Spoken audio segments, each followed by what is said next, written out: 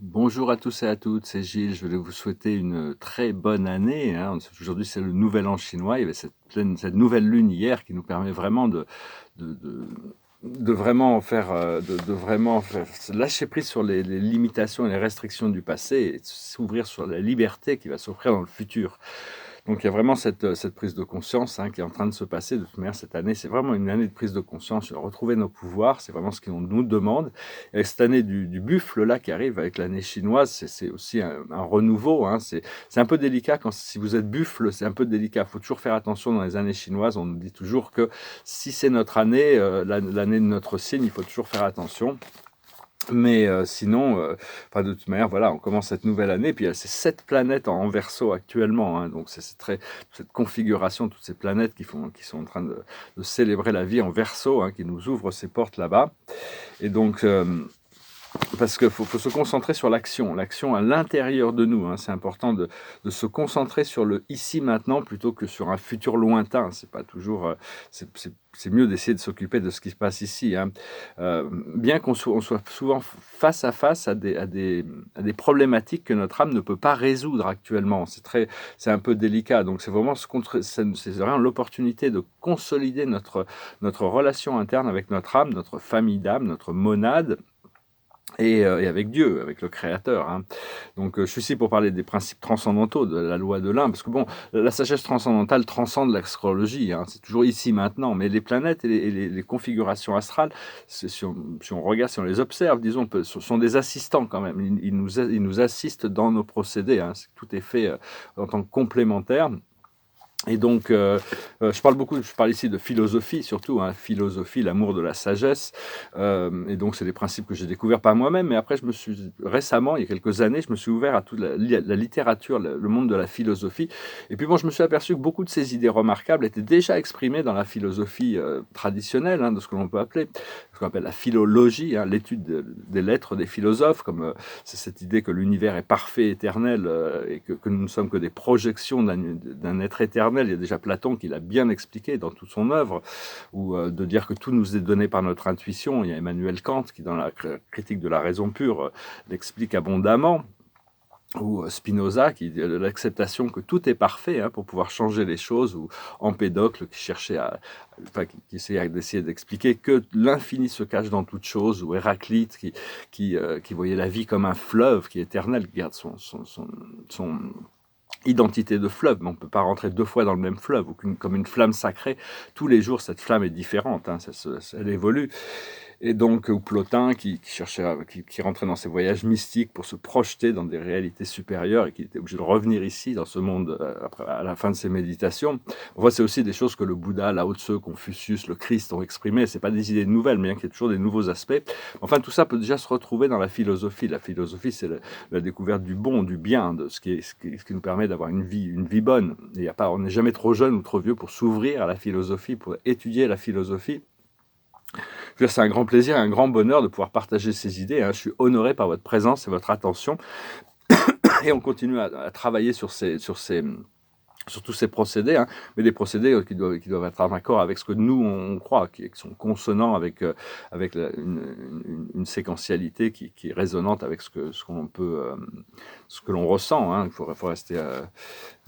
parce que tout le monde ne va pas comprendre, hein, tout le monde ne va pas comprendre ces principes de la loi de l'un, ou même l'accepter, de pouvoir accepter ça. Mais on doit quand même pouvoir... je ne suis pas très cartésien, mais si on regarde chez Descartes, dans le discours de la méthode, il explique quand même qu'on doit pouvoir fédérer les consciences sur le bon sens. C'est-à-dire, je crois que l'exemple qu'il utilise, c'est si on doit pouvoir accepter, tout le monde doit pouvoir accepter qu'une rose est belle.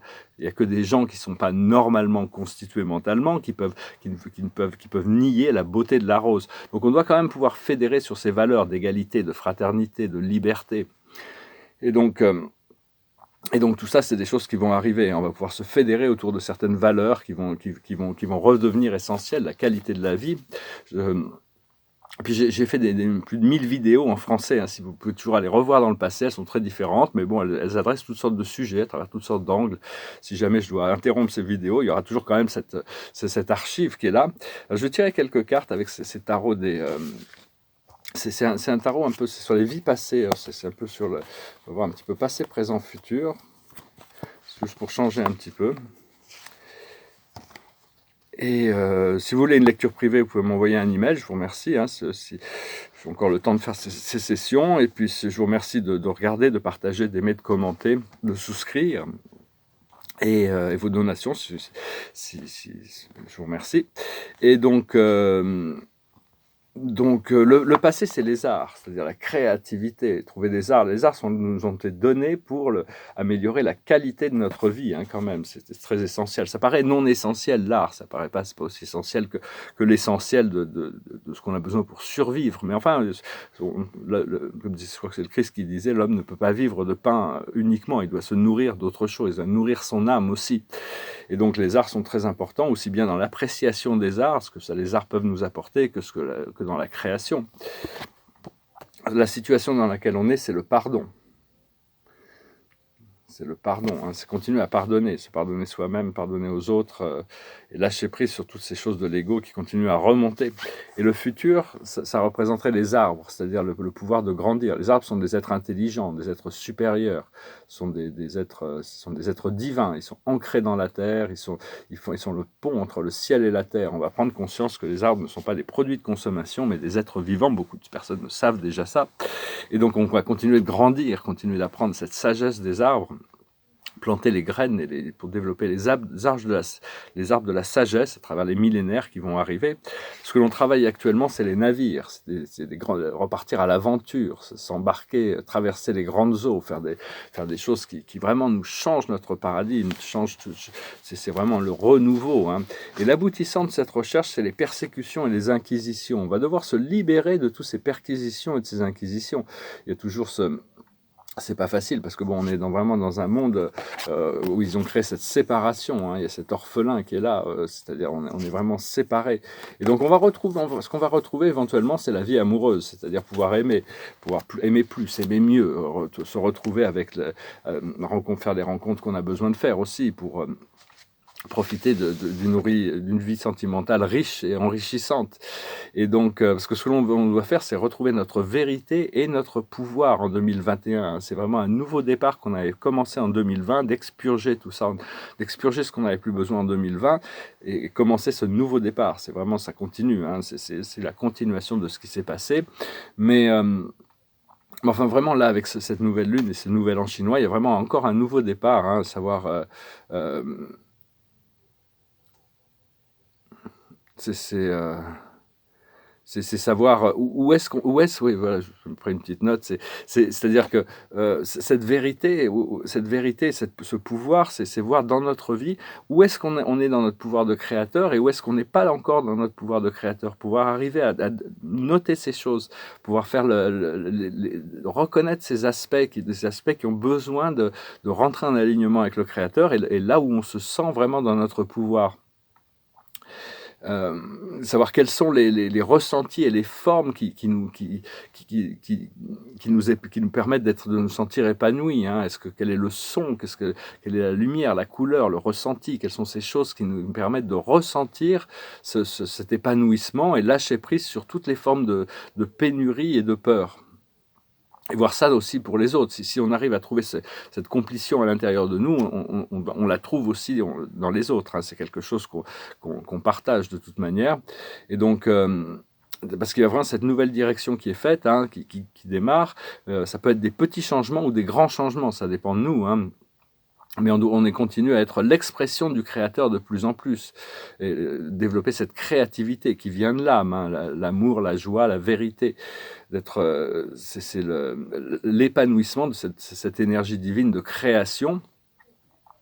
Et donc, parce qu'on avait prévu avant même de naître ici, on avait prévu de participer à cette expansion, à cette ascension. Et donc, c'était des agréments qu'on a fait avant même la naissance. Donc, on n'a pas vraiment le choix. On doit continuer, dans un sens, à maintenir cette vision globale. C'est très important d'avoir un aspect, de penser, d'imaginer ce monde parfait, la liberté pour tous, de concentrer des moments de notre attention là-dessus. Cela dit, c'est sur nous que nous avons le pouvoir. Nous n'avons pas le pouvoir de changer le monde. Mais continuer à cultiver cette vision de l'ensemble, cette vision globale. Bientôt, les masques vont tomber, hein, on va voir la vérité, et ça va être une leçon très triste et très, très douloureuse pour toute l'humanité, hein. Il y a même des gens qui ne vont pas y croire. Donc vraiment, on a besoin de devenir notre moi supérieur, c'est le Christ universel, hein, qui est en train de se réveiller, et on doit raisonner notre corps de lumière, notre moi supérieur, notre corps de lumière qui doit résonner et entrer en cohérence avec le corps de lumière de la Terre dans la 5e dimension. Et donc c'est juste être plus responsable et plus conscient. Et donc voilà, hein, qu'est-ce que je voulais dire d'autre? Oui, c'est-à-dire qu'il faut quand même plus s'intéresser à ce qui se passe à l'intérieur que ce qu'à l'extérieur, parce qu'on n'a pas vraiment de pouvoir sur ce qui se passe à l'extérieur. Et donc, on n'est pas là pour sauver le monde, hein, on est là pour libérer le monde, on est là pour se libérer nous-mêmes, hein. Quand on se libère nous-mêmes, on crée cette libération autour de nous, c'est un petit peu, c'est comme ça que ça fonctionne, et savoir qu'on a tous des guides et des anges. Les guides et les anges, ils font partie de notre moi supérieur, hein. Et puis on a une monade, c'est Leibniz, ce philosophe Leibniz qui avait pensé à ça. Et donc, tous ces guides et tous ces anges, ils ont des fonctions très spécifiques dans notre vie. Il y en a qui sont vraiment, ils sont vraiment ils ont des fonctions très très spécifiques dans ce qu'ils peuvent nous apporter. C'est donc les appeler plus, être plus conscient plus conscient pour pouvoir mieux travailler avec eux, savoir, parce qu'eux ils sont dans la sagesse, ils sont déjà dans la lumière. Et donc, savoir que quand on est dans notre plus haut bien, on est forcément dans le plus haut bien de tous, hein. Quand on a, comme dit Shakespeare, je parle pas mal de philologie aujourd'hui, de lettres, mais comme des fois j'oublie de trouver ces références, de parler de ces références de gens qui ont déjà approché ces idées dont j'ai parlé, mais dont je suis en train de parler, mais c'est-à-dire que Hamlet, à votre être véritable, soyez réel. Si on est réel par rapport à nous-mêmes, on ne peut pas être faux par rapport aux autres. Donc quand on est dans notre plus haut bien, on est forcément dans le plus haut bien de tous. Et donc on va continuer à travailler avec cette recherche d'authenticité et lâcher prise, continuer à utiliser la flamme violette. Et donc voilà, hein, je voulais venir aujourd'hui. Des fois, je me dis, il faut que je me lance dans faire ces vidéos. Je réfléchis pas trop parce que sinon mais je vais peut-être devoir les interrompre. Hein, mais j'ai vraiment fait des milliers de vidéos. J'ai plus de 1000 vidéos en français et en anglais. Donc il y a vraiment toutes sortes d'informations dans ces autres vidéos. Je vous invite à aller les voir si vous avez le temps, si vous êtes inspiré, hein, bien sûr. Bon, il vaut mieux passer du temps dans le silence que sur. Enfin, il faut équilibrer son temps, hein, avec toutes ces choses-là. Alors, il y a le vent du changement qui est l'observateur. La plus haute sagesse pour aujourd'hui, c'est la régénération. Il y a une régénération qui est en train de se passer, en train de se régénérer. Ce qu'il faut comprendre, c'est le message dans la bouteille. C'est le message dans la bouteille, c'est-à-dire lire les signes, c'est recevoir, prendre les signes qui nous sont donnés pour... ce qu'il faut faire, c'est tout ce qui brille. Il ne faut pas se laisser trop distraire. Il faut apprécier le monde terrestre, le monde physique, mais sans se laisser comprendre qu'il y a une façade et il y a les profondeurs. C'est-à-dire les choses de la façade sont les choses de la façade, c'est ce qui brille. Mais il y a les choses intérieures à l'intérieur. Mais quand même, c'est tout nouveau, tout beau. C'est-à-dire, faut en profiter quand même. Il faut apprécier les nouvelles choses qui peuvent arriver dans notre vie. Et l'aboutissant, c'est le pouvoir supérieur. Comment s'harmoniser avec ces forces invisibles de l'univers, nos guides, le Créateur, les anges, tous ces êtres vivants. Comment travailler avec eux, comment rentrer en synchronicité, comment aligner notre énergie avec celle de notre âme qui nous aligne avec celle de nos guides. Donc voilà, je vais chanter une chanson, c'est une chanson des années 80, c'est une chanson, je pensais finir avec une chanson, voilà, on va finir comme ça, it goes like this. Show me how you do that trick, the one that makes me scream, she said, the one that makes me laugh, she said, and threw her arms around my neck. Show me how you do it. And I promise that I'll run away with you. I'll run away with you. Spinning on that dizzy edge, and I kissed her face, and I kissed her head, and dream of all the different ways I had to make her glow. Why are you so far away, she said. Why won't you ever know that I'm in love with you, that I'm in love with you? You, soft and only you, lost and lonely you, strange as angels dancing in the deepest ocean, twisting in the water. You're just like a dream, you're just like a dream.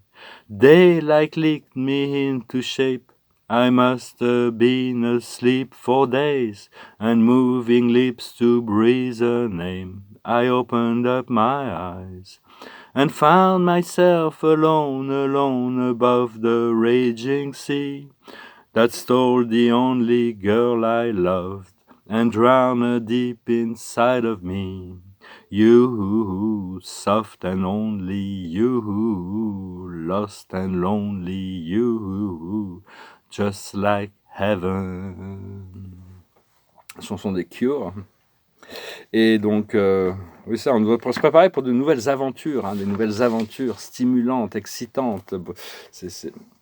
La vie doit redevenir une aventure. Bientôt, tout ce programme, cette matrice, cet étau, ces persécutions, les inquisitions, on doit mettre fin à tout ça, hein, d'une manière ou d'une autre. Donc, continuez à cultiver cette lumière pour retrouver votre pouvoir de créateur, prendre vos responsabilités et pouvoir vraiment aligner. Quand on est aligné vers la loi, cette loi de Dieu, hein, ce pouvoir, cette autorité divine, elle passe par-dessus toutes les autres, elle domine toutes les autres réalités. C'est pas notre volonté, notre ego, c'est cette force intérieure qui décide, hein, c'est ce jugement divin, ces choses. On est là pour être instrumental à ces forces. Et donc la carte de la journée, c'est le roi d'Ariel, prospère, stable, doué et puissant. Vos projets se déroulent comme il se doit. Succès professionnel et financier. Utilisez vos ressources à bon escient. Voilà, hein, je me posais une question par rapport à mes projets futurs, là, et puis l'esprit ce matin m'a répondu à ma question. Donc bon, je dois la faire confiance, on va voir comment ça se passe. Je vous souhaite une excellente journée et je vous dis à très bientôt. Et puis, c'est toujours bien de pouvoir demander conseil pour les choses importantes. Demander conseil et vous attendez de recevoir un signe, une guidance, une direction, parce que l'esprit là-haut a une vision plus large des choses. Hein. Je vous remercie, je vous salue. Namasté.